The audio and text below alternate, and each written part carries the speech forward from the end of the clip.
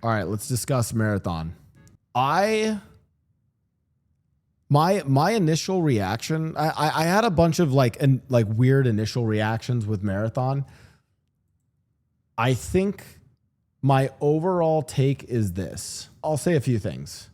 First of all, let's talk art and visuals. I mean, chat. This is stunning. I will absolutely defend that the art and visual aesthetic they are going for is stunning. I think it is very recognizable. I think it is something almost new. Dave, do we have the short? Do you have the short film for it? I actually kind of watched that. Yeah, is it like it's a 9-minute video? We'll start with that actually, and then I'll give you guys some of my takes on Marathon. I'll state it at first, then we'll go back into it. I'm out of the loop. Could you tell me what this is? Yeah. Okay. So for those who are out of the loop, Marathon is a new game that was just announced. It was actually announced a while ago, but now they're finally like doing their full reveal, kind of saying what the gameplay is. But Marathon is from Bungie, and Bungie are like pretty well-respected devs.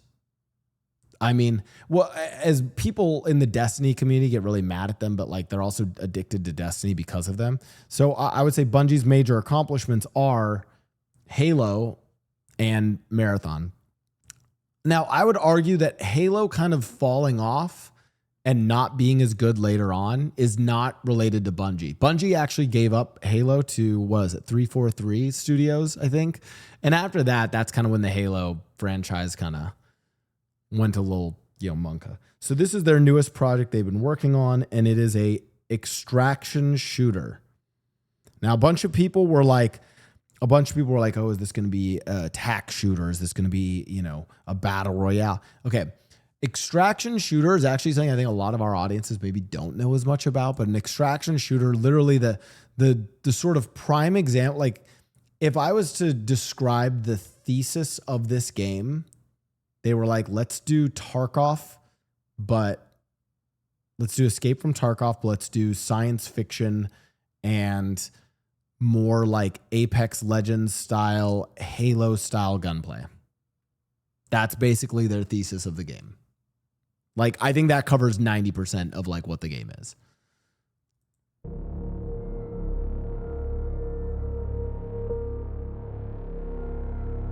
But I think they're also like working in like a really cool like lore and story to the world and why it's this way.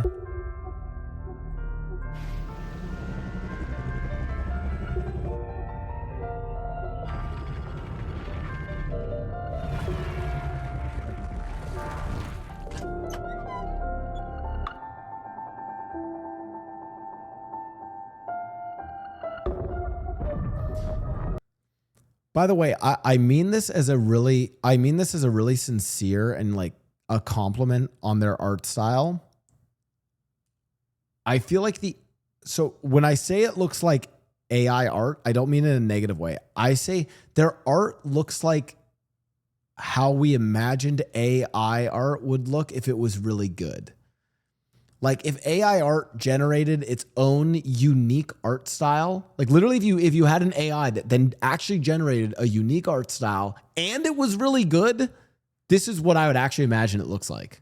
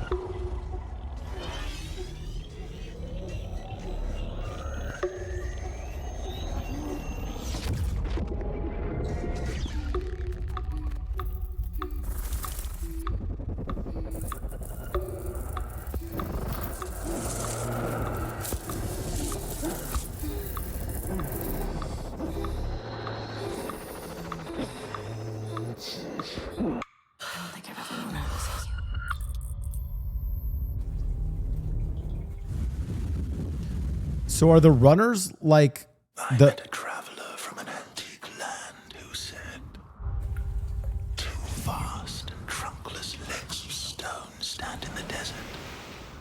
Near them, on the sand, half sunk, a shattered visage lies, whose frown and wrinkled lip and sneer of cold command tell that it sought to well those passions red which yet survive.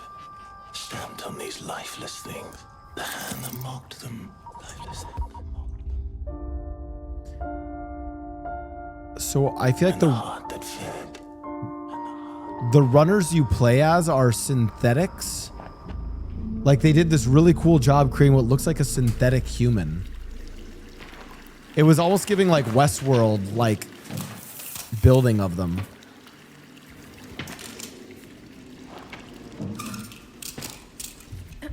Welcome once again.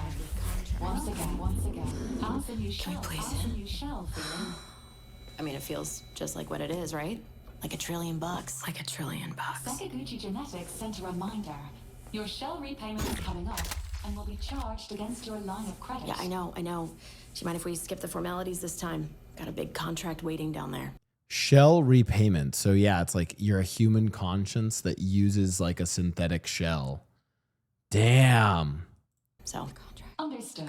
Let's proceed with And that's why, like, as she's going and sitting down through all this part, it's like kind of the same face and vibe, but like different, like these are all different shells. once again.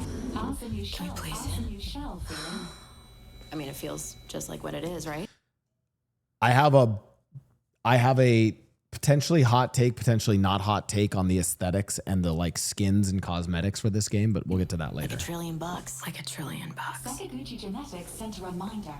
Your shell repayment is coming up and will be charged against your line of credit. Yeah, I know. Your shell repayment is coming up, and as they say that, they cut to what looks like a Your shell dead repayment is coming up shell. and will be charged against your line of credit. Yeah, I know. Do you mind if we skip the formalities this time? Got a big contract waiting down there. So, Understood. Let's proceed with your grounding exercise. Are you familiar with this item? that's my lucky charm. Yeah, it's supposed to be my lucky charm. Okay, so these are all different. Those are all different variants of them going in. Or like that's like differently you and they're doing the like, are you familiar with this item? Basically to make sure there's a classic thing in sci-fi of like, if you guys ever watched Altered Carbon, or there's a very cool premise in sci-fi, this idea of the human consciousness like put into like different, you know, whether it's a synthetic robot, whether it's a clone of yourself, like body wise, right? And then there's this whole concept around adjustment of like how much of our identity and self is like confined within the physical being that we are versus how easy is it to then like bring the human conscience to something else. So that's a very common trope of like, do you recognize this item? Do you know where you are? Stuff like that. Yeah. Grounding exercise of handing in a lucky charm. Yeah. Very, yeah, definitely some Altered Carbon vibes here too.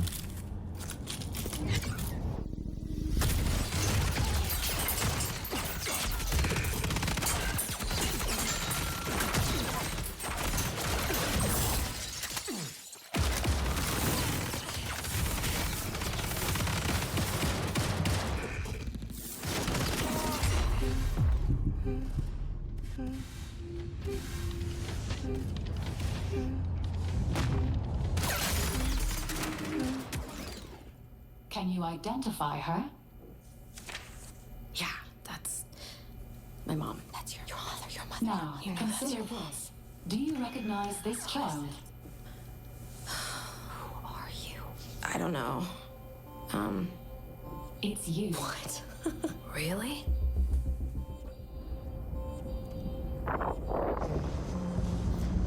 Now that's interesting. She knows the lucky charm. She knows her mom, but she doesn't recognize the child as her.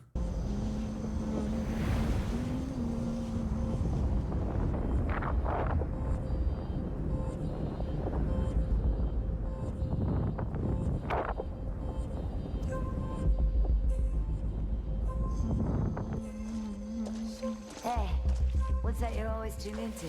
Worth anything? I don't know, but I like it. It speaks to me. Let me listen. Yeah, go ahead.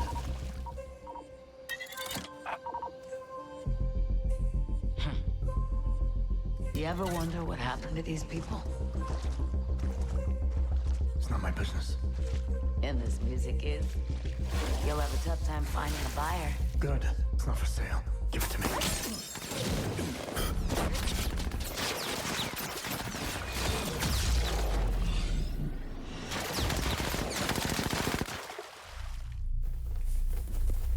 Okay, now they're being attacked by another crew. Oh, and this is our hero. Or like main person from the...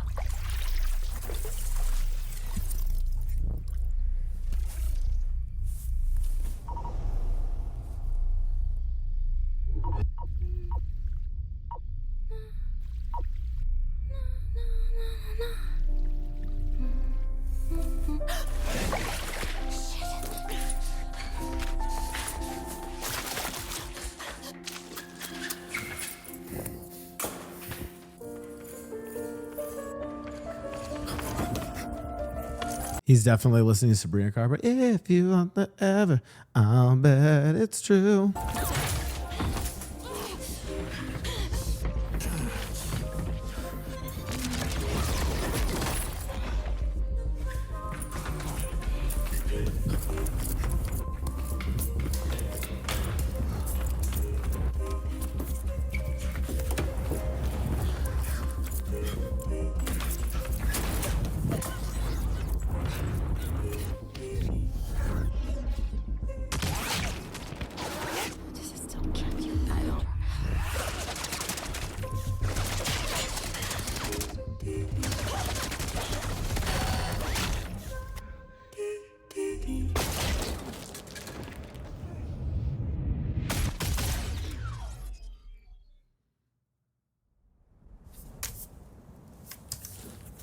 Think about me every night. Oh, is it that me? I guess so. And on the pedestal, these words appear. My name is Ozymandias, King of Kings. Look on my works, ye mighty, and despair. Nothing beside remain. Round the decay of that colossal wreck. Round the decay of that boundless oceanic. Boundless, alone and level sands. Stretch far away.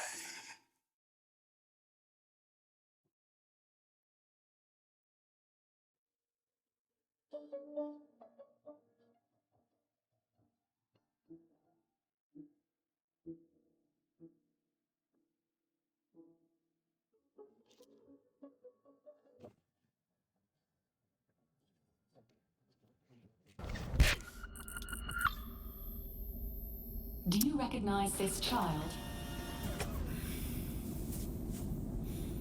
I don't know.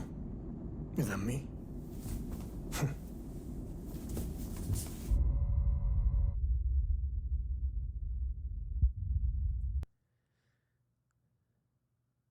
He picked up the photo of her. Oh my God, this is so interesting. But it's like, is it the same photo because he picked it up and it was like recovered? Like, oh, I have questions.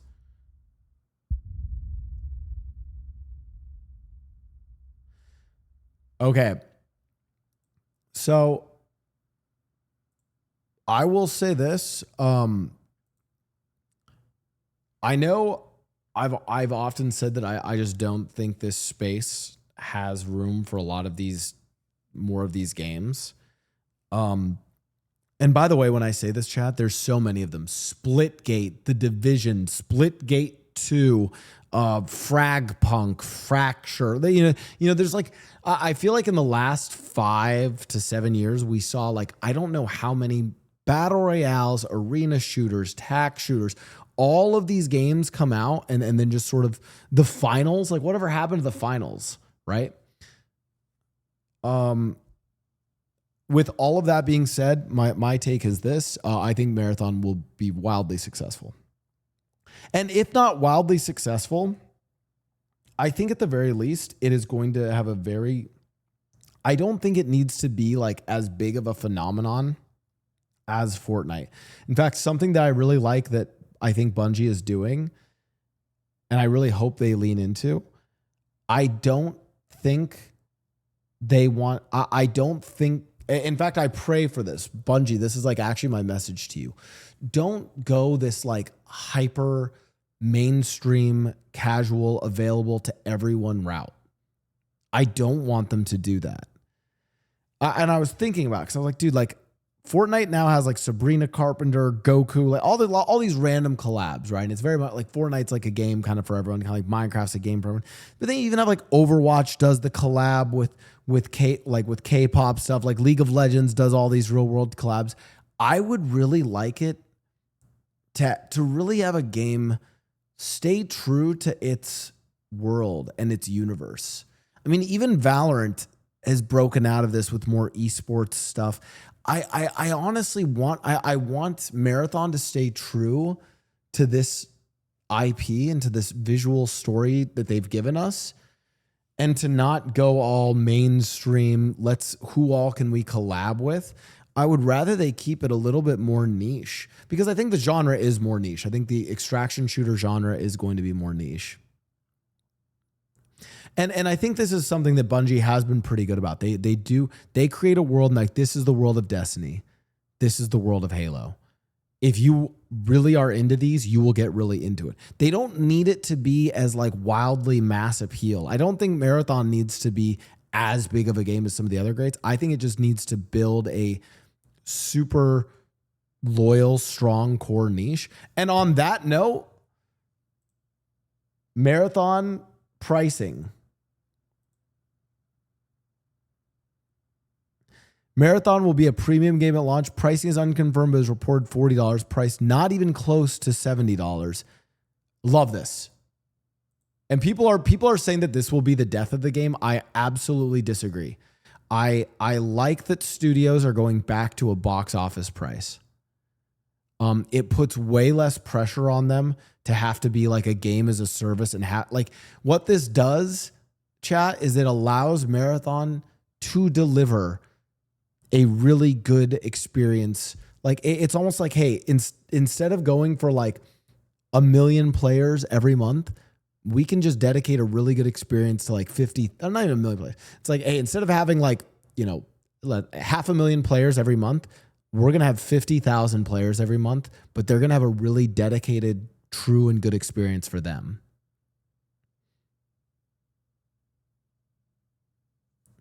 I also like that they're not trying to like upsell it with like this, because they said, hey, there's still going to be battle pass. There's still going to be additional monetization within the game. But like, hey, for the base game, you pay this, but you're going to get a really good dedicated experience. Need this to be a single player campaign for the storytelling. The multiplayer is the secondary one.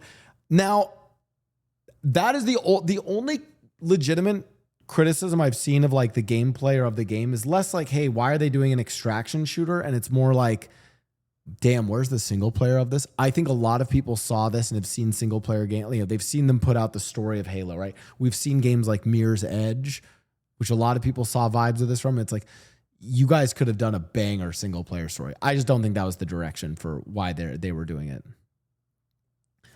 I think pricing really good. I'm very happy they are selling it as a premium game, and then there's additional ways to remind. Because again, I think it protects them from.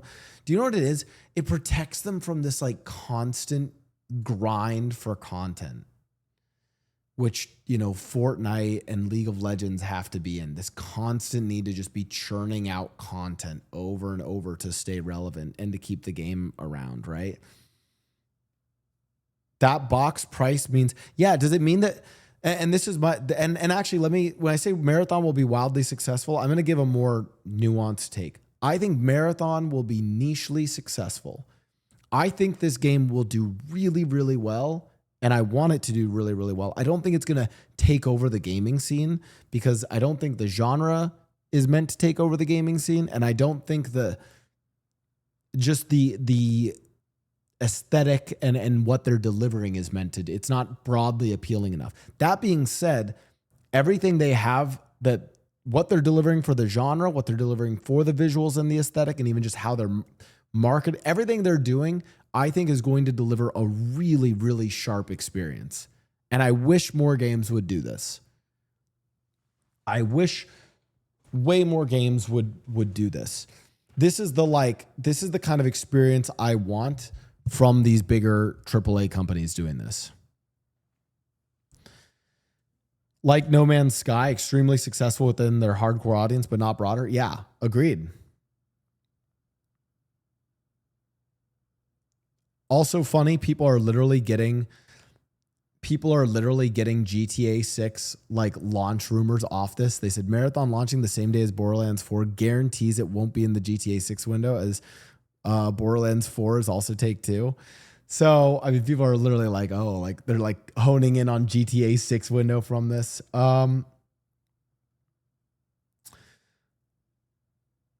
Marathon will have 6 runners, characters on launch. Trios, you can play solo. 18-player max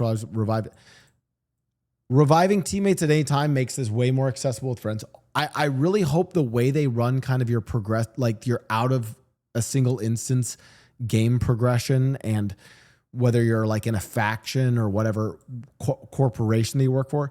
I love the idea of like having a cohesive like team or squad, maybe of like 10 people, and it's like whichever 3 are around that day are maybe playing, I think is really good.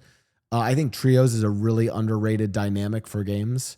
In fact, I love the concept of trios, more so than like quads or fives. So love this.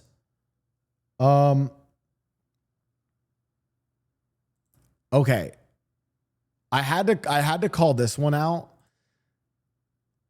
because, okay, I have to call this out. So this is the game director, Joe Ziegler.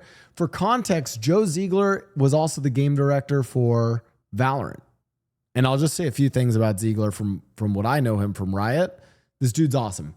This guy gets FPS games. He gets, like, I think he knows, like, of people who I think could deliver this sharp experience, he'd be one of them. Competing and trying to eat a bunch of other people's like lunch, you know, in that sense. For me, whenever I think about it, it's like, how do we offer something that's like interesting? I don't think of making games as like directly competing and trying to eat a bunch of other people's like lunch, you know, in that sense. For me, whenever I think about it, it's like, how do we offer something that's like interesting and cool and can live in its own space alongside other titles and be just as big and important to others, you know?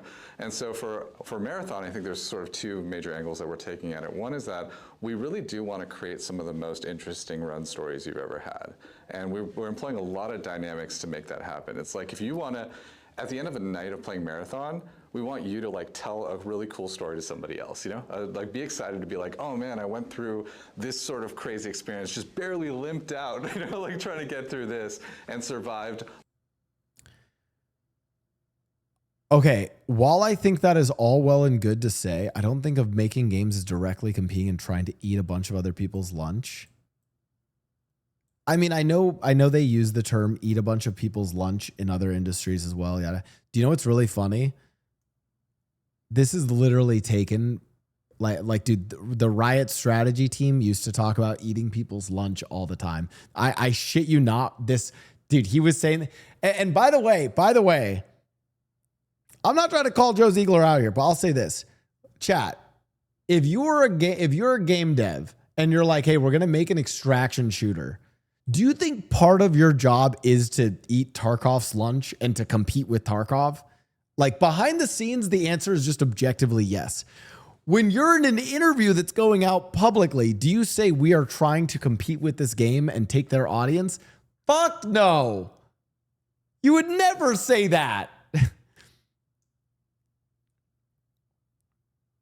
Like, you would never say that. But like, I think it's a classy response. And I do think, though, that the difficulty with this space is that you're not just competing with Tarkov. You're not just competing with an extraction shooter. I think all of these games that require an investment of someone's time and skill, you know, getting good at the game, etc., all of these games compete with each other. League of Legends also competes with Valorant, also competes with CSGO, competes with Apex, competes with Fortnite, competes with Marvel Rivals, they are all competing with each other.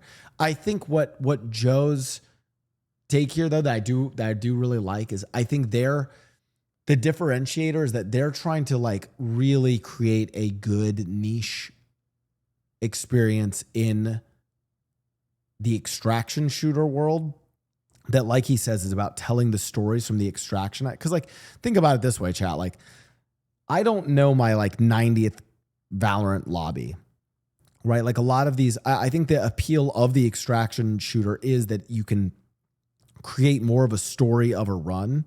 And I think that's what they're leaning into. Not how can we just dish out more content to get you to just come back to our game after you've churned out of it and haven't played it for a month. And frankly, I was expecting a big game in the. Okay, this is one of those where it's like, I know this is like Blau as hindsight is saying this, but it's also one where like, I think I could have violated an NDA by saying this, but like, I knew someone was going to be looking into extraction shooters because I know we were looking into them at Riot, right? Like we a very common thing that you see in game development is you look at games that are wildly successful, but maybe have like some glaring issues with them or have something that if given a twist could be something really good, right? One of the craziest risky ones of that was, you know, Riot's twist on CSGO with Valorant, right?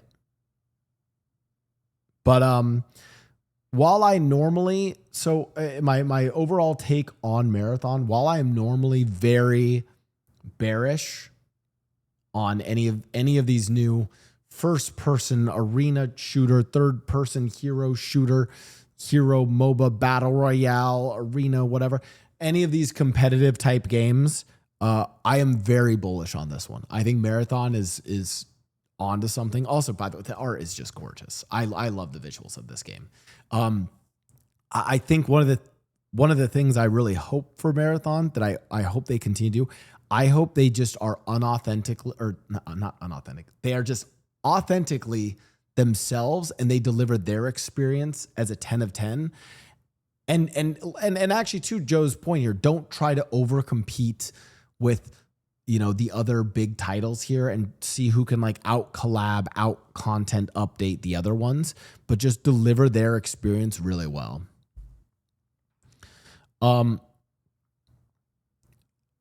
And you guys will also say, I am not someone who glazes games. Usually a new game comes out and I'm like, there's no way this thing lives. How many games have come out in the last 2 years that I've told you guys are just going to be dead on arrival? And how many times have I been right about them? In fact, the only game that came out that I was wrong about was Marvel Rivals. And I don't think I predicted Marvel Rivals would be dead on arrival. I think my issue with Marvel Rivals, which still might end up becoming true, is I think Marvel Rivals still never solved the issue that Overwatch had. So I think it'll be wildly successful for a while, but then run into Overwatch's issue just like it used to.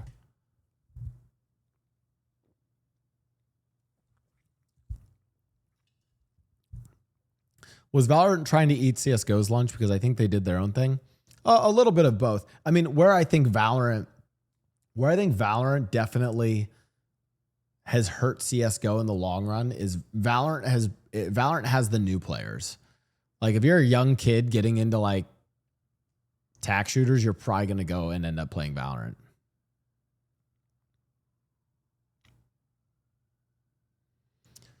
Yeah, I do think, and even with Rivals, I think the IP is currently carrying it. I worry for Rivals because they just never solved the core gameplay issues of Overwatch, you know, years later. So theirs is one where it's like halfway through this year, I need to see if people are still playing Rivals. The one that I'm still on is, dude, is anyone playing Deadlock? And I know everyone's gonna say, well, it's not officially out yet. Don't give me that it's officially out or not. Like, what you have to understand, once a game allows players to, even if they have to go and find a code to go and play it. No, fuck you, Blau. I don't care. Listen, guys, by the way, you maybe Deadlock can still exist as a more like fun niche game. I'm just saying, I don't think Deadlock's gonna make it. I do think Marathon is, though.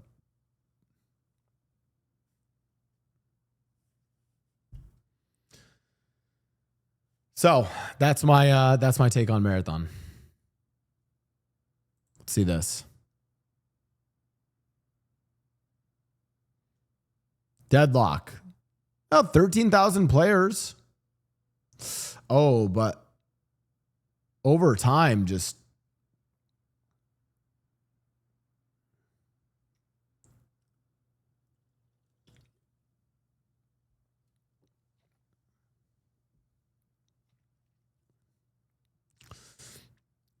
Hamoud said, by the way, what code do you use as a game dev? You mean like what language? I mean, isn't like the really standard one like C++?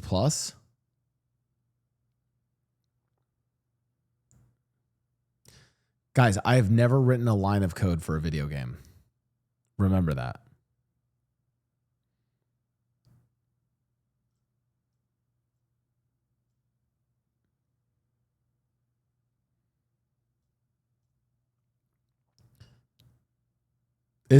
Am I someone named Olympus Dead said C plus Keck W. I don't know. Bro, I fucking hear of like the Lua scripts fucking, I don't know.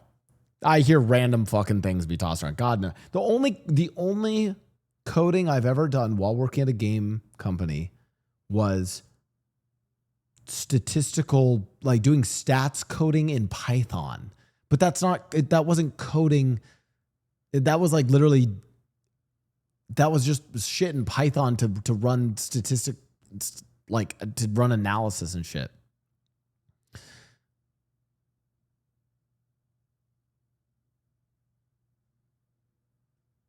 Yeah, I don't do any chat. I literally was an ideas guy. I am still an ideas guy.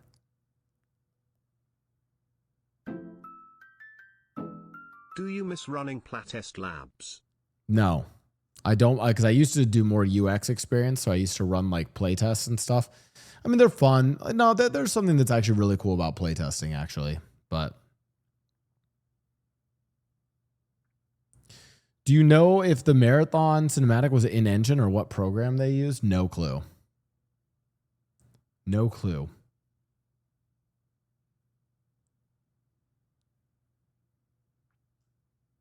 I'm pretty excited though for Marathon.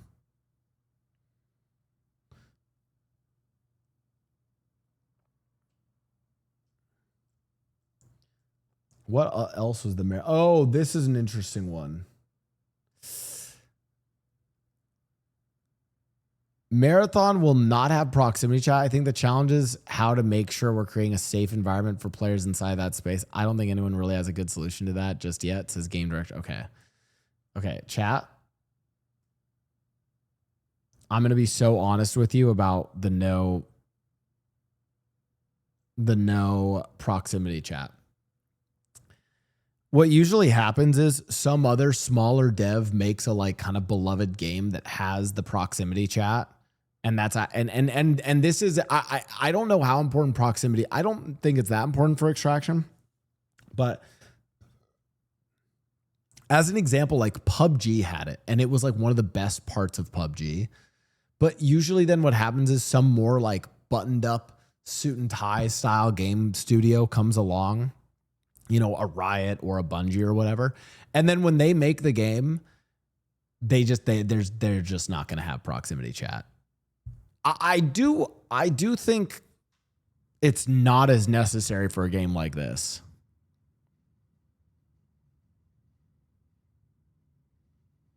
I also think with theirs, it might just like take away from the immersion, right? Like, I don't know, like if I'm playing in this like cool futuristic world and I have some like, kid with a fucking scuffed mic, like yelling shit like, "You fucking loser, how fucking dare you?" Like, yeah, I feel like that's just gonna like take me out of the moment of, the nature of the game, right? Like, I don't know. But see, I love, but now swap that back though to like a jankier game like PUBG, where I don't really care about the story or the survival, their immersion of PUBG. And then there's, some kid just like, I love,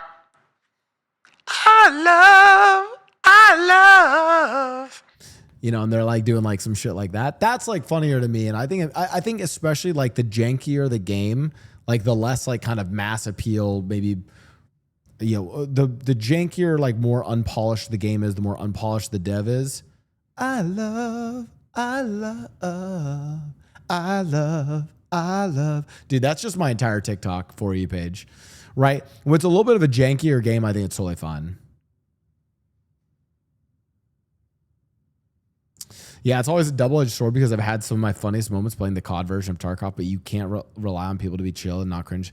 Like, yeah, here's my kind of take on, there's like a lot of like social and community things. Oh my God, do you remember that like one game we played that was like the massive like 100 versus 100 like war game that you're like just running around? It was BattleBit, I think. And that was like full voice chat, right? I think when you're games like that, you might as well just have fucking proximity and open mic, because what it does is it creates really good clippable moments that your game can then go viral and like looks really fucking cool on. And so for you, it's like, honestly, the upside is kind of the best part of it. Like the highs of it are really important. And like, yeah, people are going to be toxic. There's going to be bad shit, but it's like, you almost have the excuse of, hey, we're a small dev team making this game. It's not our fault. Whereas once you're at the level of like Bungie or Riot, like once you're that big, you don't really need those like high funny moments from the voice chat. And then at that point, you start getting the clips of the people being like extremely sexist, racist. And then that gets picked up by the news cycles. And then that makes your and then people at your studio are upset about it. They're like, why are we working on this when there's people? You know what I mean? So it really comes down to like a size and a mix of size at the studio and then also just the optics on the studio. If it's a game of small self-hosted lobbies, it can be more easily moderated. Yeah, that too. Blau, are you a game dev? Yes. I'm going to be, I kind of want to do more game dev takes on the weekends for you guys too.